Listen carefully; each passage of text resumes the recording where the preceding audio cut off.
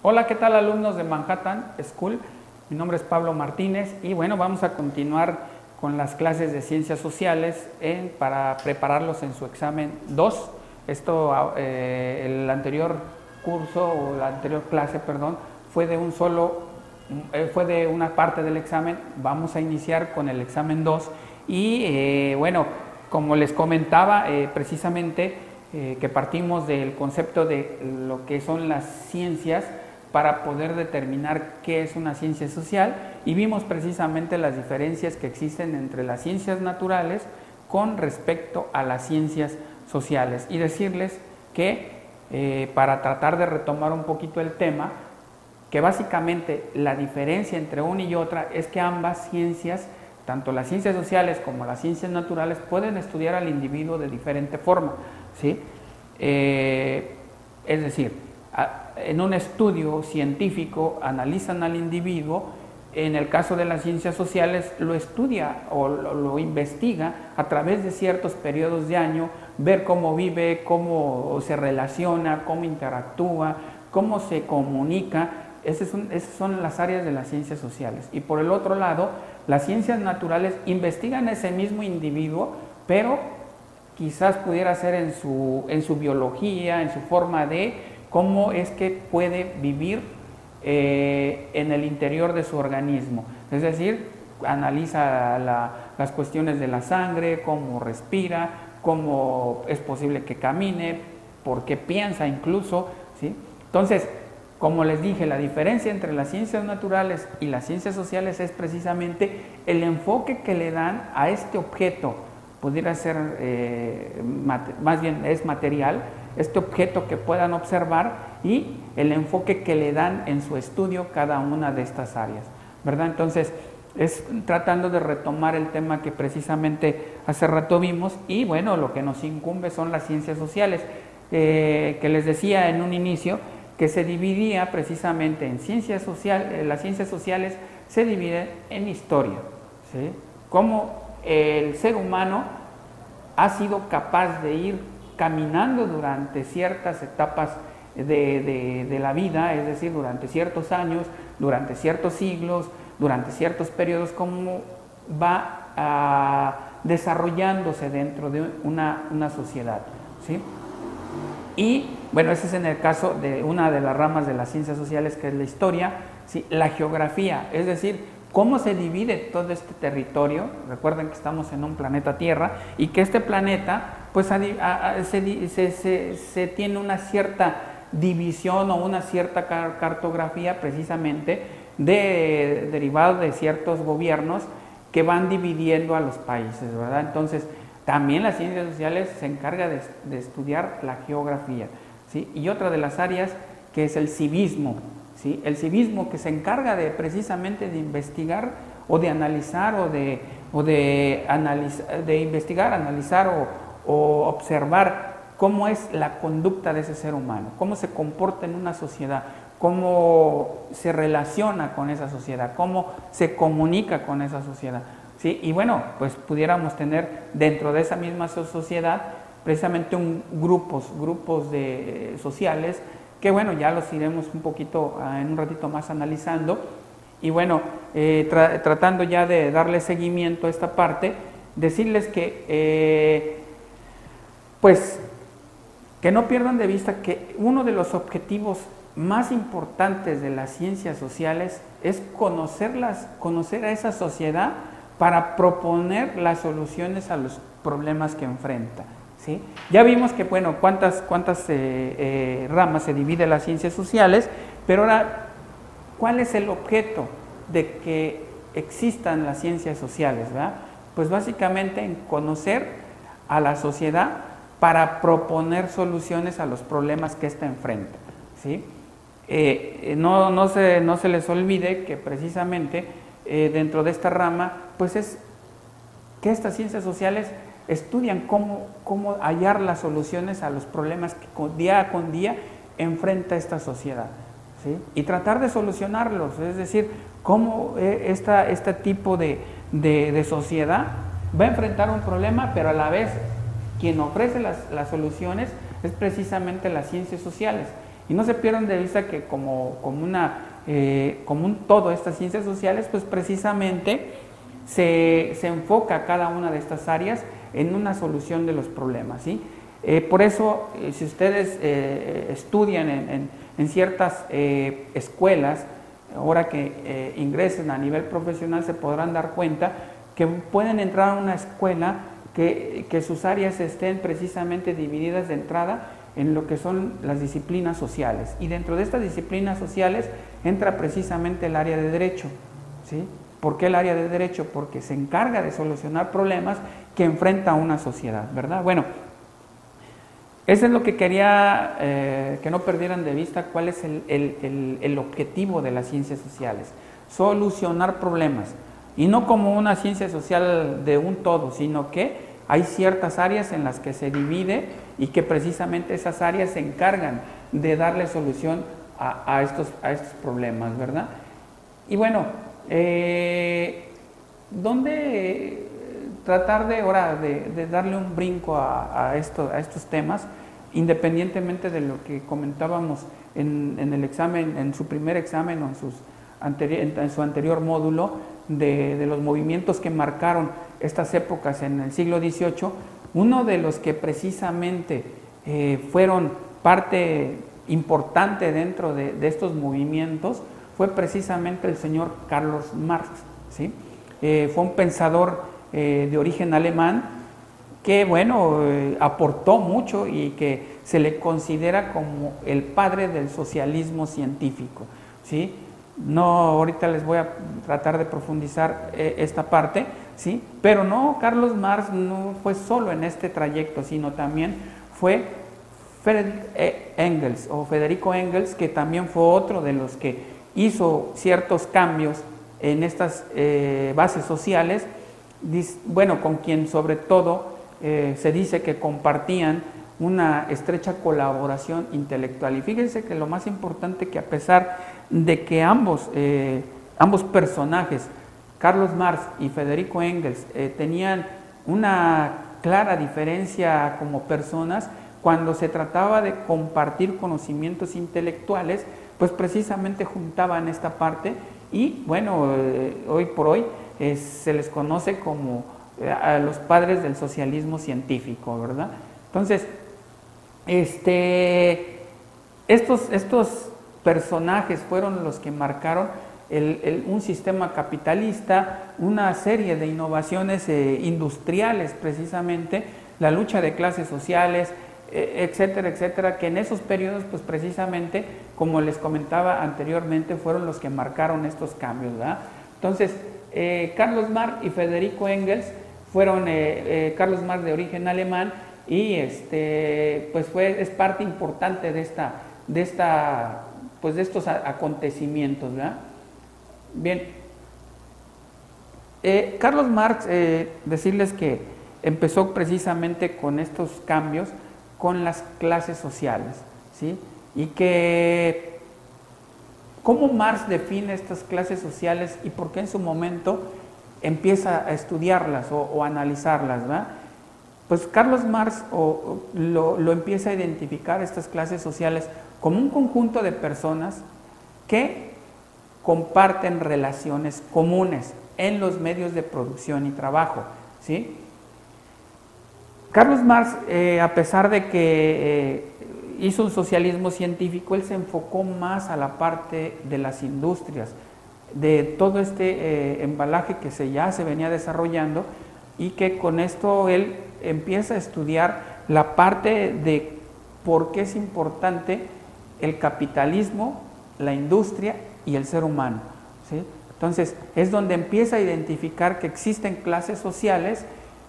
Obviamente no se vayan a confundir con las clases sociales de un extracto social que digamos, para que se pueda entender de forma inmediata, con el poder adquisitivo de las personas. No confundan esta parte. Esta es una división que hace Carlos Marx dentro de las clases sociales, pero a nivel industria, ¿sí? Entonces, repito, ¿cómo define Marx el concepto de ciencias sociales?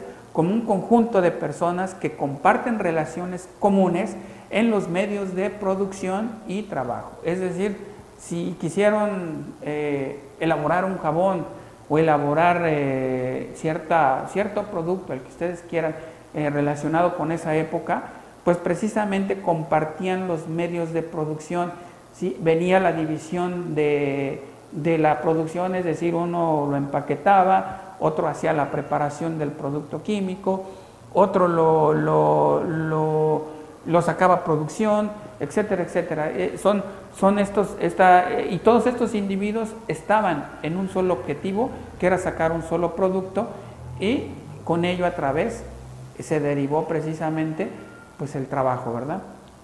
Entonces, no pierdan este concepto, que es precisamente cómo Marx define a las clases sociales. Dos cosas importantes que se comparten relaciones comunes en los medios de producción y trabajo, ¿verdad?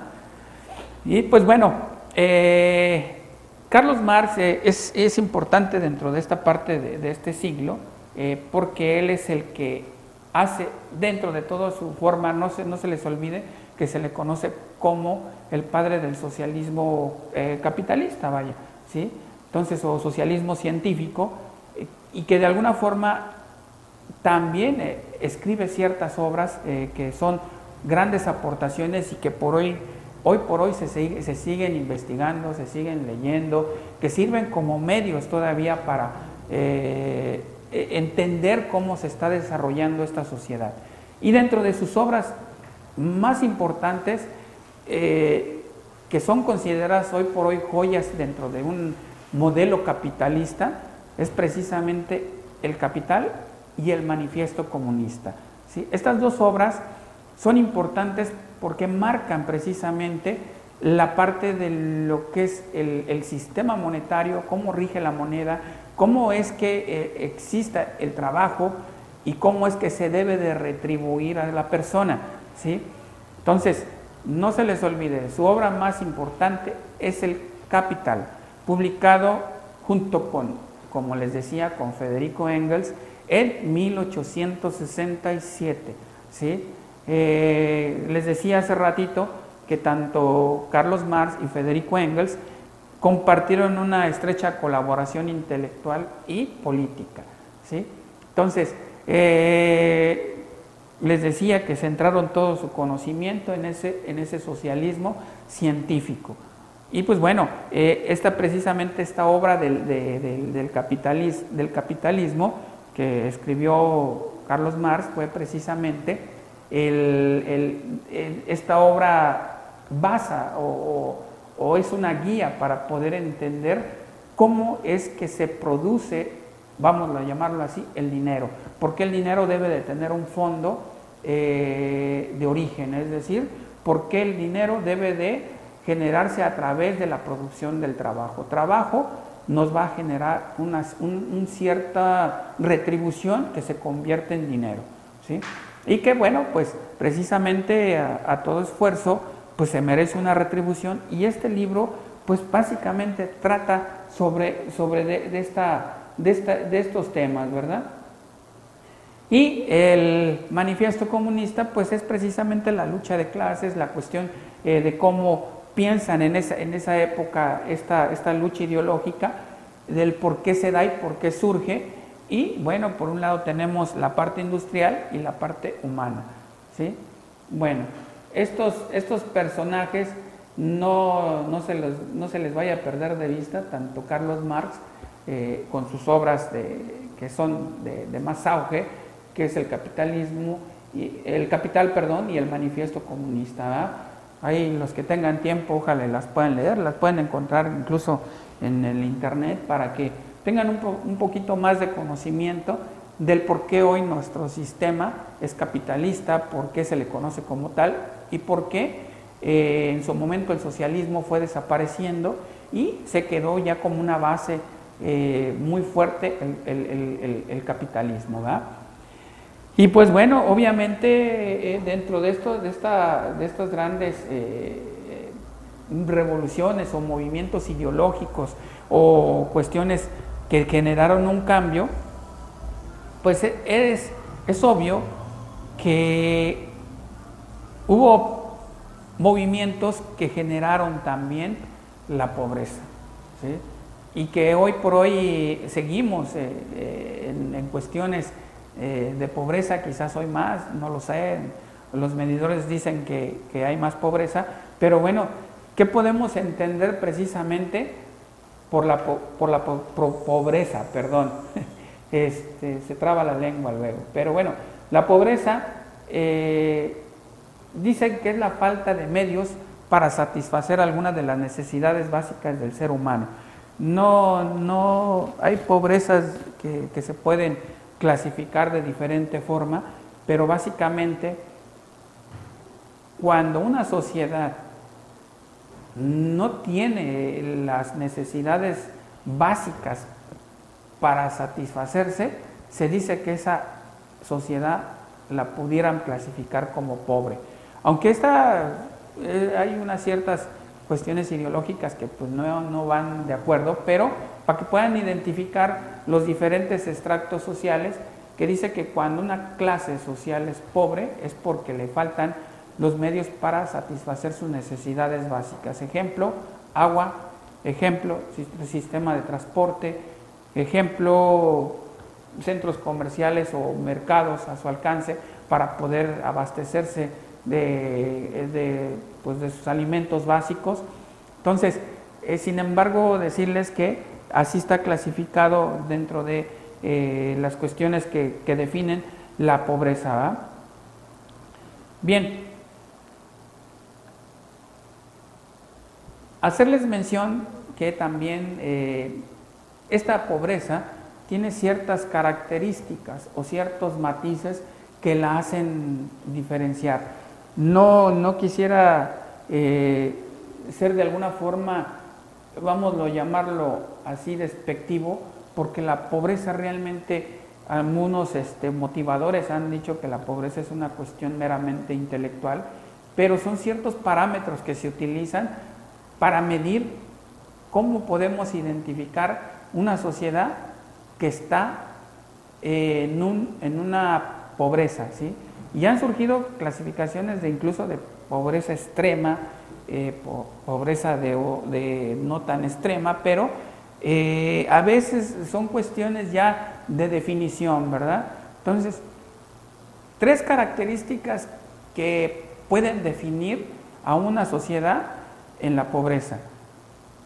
Falta de salud, lo que hace rato les comentaba. Falta de salud, nutrición y empleo, ¿sí? No es algo que caracterice a la pobreza que el simple hecho de que les falte ropa o que les falte un coche o que les falte el internet. Bueno, el internet por ahí también ya está entrando, porque ya hoy los gobiernos quieren manejar la pobreza en aquellos lugares donde no existe internet, pero bueno, todavía no está clasificada como tal. No eres pobre porque te falta un celular, no eres pobre porque no tengas un televisor, no eres pobre porque te falta una computadora. Eres pobre porque te falta salud en tu comunidad, no hay un seguro social, un sector salud. Eres pobre porque dentro de tus límites donde quizás se desarrolla tu sociedad, no existen quizás a lo mejor tiendas o donde te puedas abastecer de tus necesidades primarias de alimentación y sobre todo, pues ¿qué genera la pobreza? Pues precisamente el empleo, ¿verdad? El empleo es el que precisamente es un generador para poder abastecerte de estas necesidades básicas. Entonces, en el momento en que dejes de trabajar, pues vas a sufrir quizás esta forma o vas a sentir más bien la pobreza, ¿verdad? Pero pues bueno, espero que les haya servido estos comentarios para que puedan desarrollar su examen 2. Les deseo toda la suerte. Se despide Pablo Martínez, profesor del Instituto Manhattan School.